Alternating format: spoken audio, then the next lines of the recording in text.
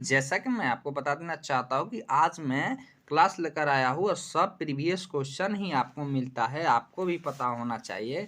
इसीलिए आप लोग डेली क्लास ज़रूर किया कीजिए, जिससे आपको बहुत ही फ़ायदा होने वाला है, ठीक? और ये सेट नंबर 8 है और जैसा कि मैं बता देना चाहता हूँ कि 13 तारीख का ये सेट है, ठीक? तो चलिए हम लोग पूरा वीडियो में चलते हैं और देखते हैं, ठीक? सेट के बारे में देखते हैं, ठीक ही? ठीक।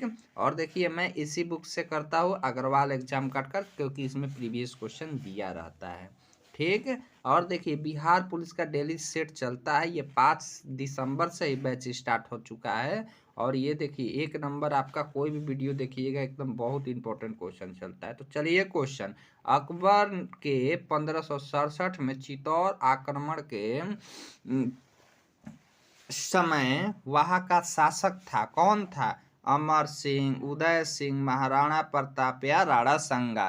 तो जल्दी से बताइए। देखिए वर्ष 1567 में जब अकबर ने चित्तौड़ पर आक्रमण किया तो वहाँ का शासक उदय सिंह द्वितीय, यानी कि कौन थे? उदय सिंह, सी नंबर हो जाएगा, ठीक। उदय,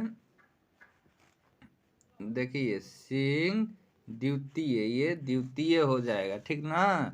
द्वितीय थे। आगे चलते हैं हम लोग और क्वेश्चन की तरफ। फिर उसके बाद क्वेश्चन है कि शेर शाह का मकबरा, बहुत ही इजी क्वेश्चन है, ठीक। इसीलिए इसका आंसर हो जाएगा, आपको भी पता है, बी इसका आंसर हो जाएगा, सासाराम में। देखिए भारत में प्रथम अफगान साम्राज्य के संस्थापक, ठीक। कौन से साम्राज्य का? अफगान, ठीक। अफगान साम्राज्य के संस्थापक, ठीक। अफगान साम्राज्य। चलते हैं आगे।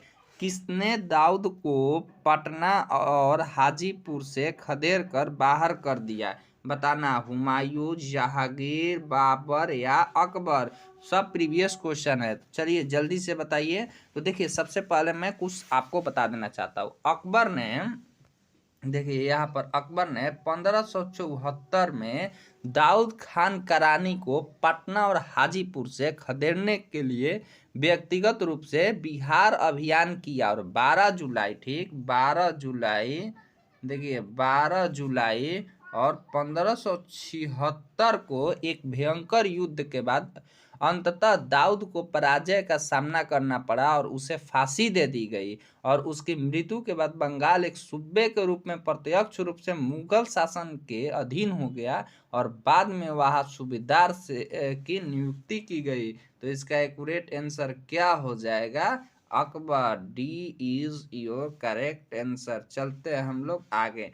पानीपत का तीसरी युद्ध, चलिए जल्दी से बताइए। ये पूछा है बिहार एसएससी दरोगा, ये पुनर्परीक्षा में। चलिए बताना है यहाँ पर क्या? पानीपत का प्रथम, सॉरी, तृतीय युद्ध। चलिए जल्दी से बताइए। तो देखिए मैं आपको बता देना चाहता हूँ कि 14 जनवरी, ठीक, 14 जनवरी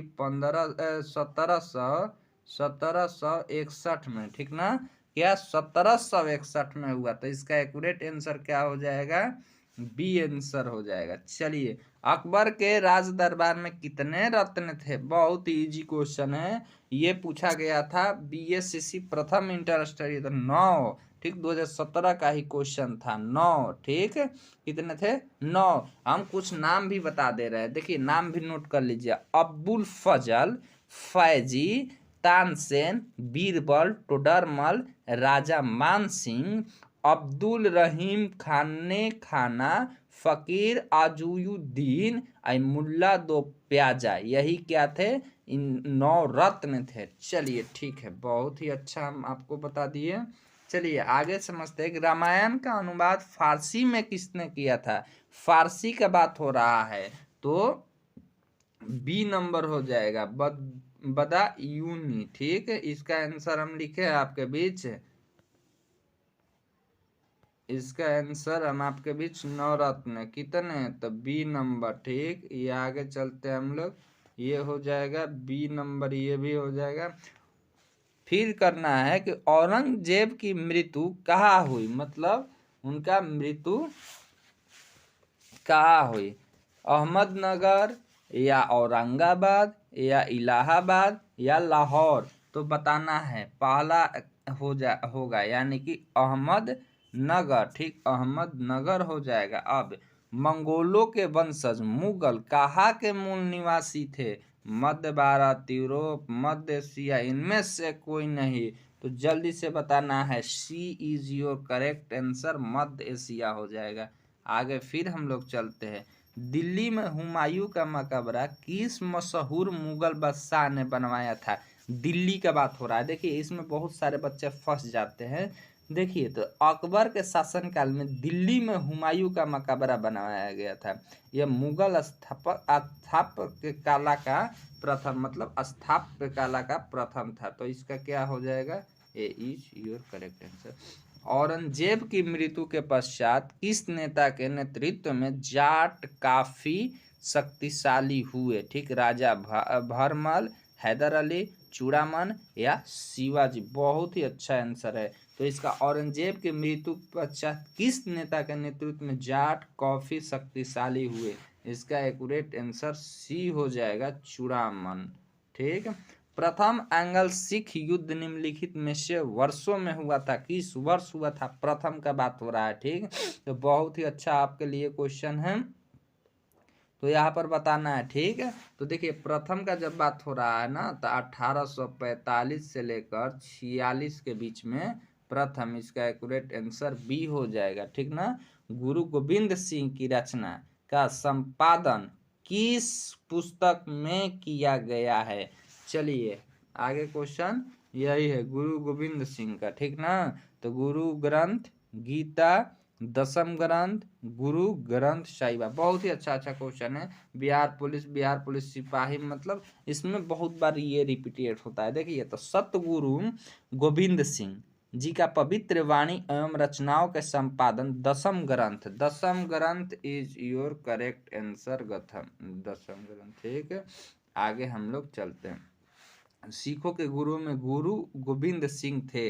प्रथम, पांचवें, द्वितीय, 10वें आपको भी पता होना चाहिए। चलिए देखिए, सिखों के 10वें अंतिम गुरु, ठीक है, मतलब कौन थे?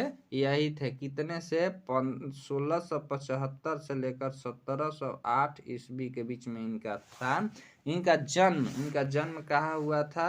1666 में इनका जन्म हुआ था और पटना में हुआ था। कहाँ हुआ था? पटना।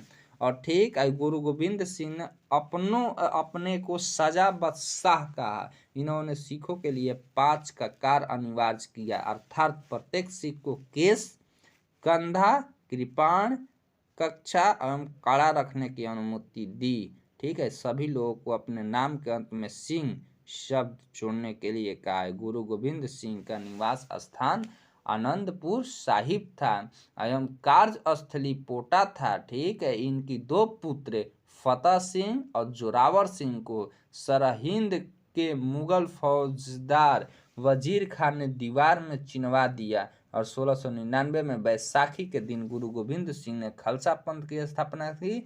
पाहुल प्रणाली की शुरुआत गुरु गोविंद सिंह ने की। ठीक, इन्होंने सिखों के धार्मिक ग्रंथ आदि ग्रंथ को वर्तमान रूप दिया और कहा कि वह गुरुवाणी सिख संप्रदाय के गुरु का कार्य करेगी। ठीक, बहुत ही इसमें क्वेश्चन आप लोगों को मिला होगा। पानीपत का तृतीय युद्ध किसके बीच लड़ा गया था? अफगान, मराठा, अफगान। ठीक है, मतलब किनके बीच? तो देखिए सबसे पहले मैं बता देना चाहता हूँ कि पानीपत का और कौन सा युद्ध, तृतीय युद्ध के बारे में बात हो रहा है। तो अभी हमने आपको बताया था कि 14 जनवरी 1761 में पानीपत के मैदान में हुआ था, जो कि हरियाणा में है। ठीक ना, हरियाणा में है। और पानीपत का तृतीय युद्ध अहमद शाह अब्दाली और मराठा सेनापति सदाशिव राव भाव के बीच में हुआ। ठीक, मतलब देखिए अहमद ठीक, अब्दाली इसमें ऑप्शन में हम लोग देखते हैं। तो देखिए अफगानों की जीत हुई, यानी कि अफगान एक हो जाएगा और एक मराठा हो जाएगा। ठीक, इसका डी आंसर एक्यूरेट हो जाएगा। ठीक, डी हो जाएगा। चलिए आगे हम लोग देखते हैं। ठीक, बहुत ही अच्छा। सूफी संघ ख्वाजा मुईनुद्दीन चिश्ती का उर्स यहाँ पर मनाया? फतेहपुर सीकरी, आगरा, अजमेर या बिहार शरीफ? कहाँ पर? ये भी बहुत ही अच्छा क्वेश्चन है, आप लोग देख सकते हैं, सब प्रीवियस ईयर क्वेश्चन है। ठीक। तो आपको बताना है इधर सूफी संत ख्वाजा मोइनुद्दीन चिश्ती का, चलिए, राजस्थान में अरावली की पहाड़िया से घिरा हुआ अजमेर झीलों का नगर भी कहलाता है। ठीक, अरावली की पहाड़िया भी पूछ देगा आपसे, क्या, अरावली की पहाड़िया। ठीक, अरावली की पहाड़िया कहाँ है, तो राजस्थान में, झीलों का नगर भी कहलाता है। इसका आंसर एक्यूरेट क्या हो जाएगा, सी इज राइट आंसर। चलिए आगे हम निम्नलिखित पेशों में से नाना साहिब के रूप में कौन लोकप्रिय हुए।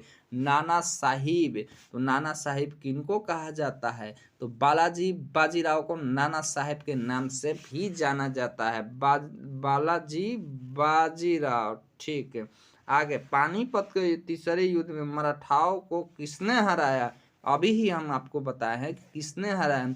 पानीपत का सबसे पहले मैं आपको बता देना चाहता हूँ कि 14 जनवरी, फिर मैं आपको तीसरे बार ये लिख रहा हूँ, 14 जनवरी 1761, ठीक, अफगान शासक अहमद शाह अब्दाली की सेना और मराठाओं के बीच मध्य लड़ा गया था, मतलब उनके बीच लड़ा गया था।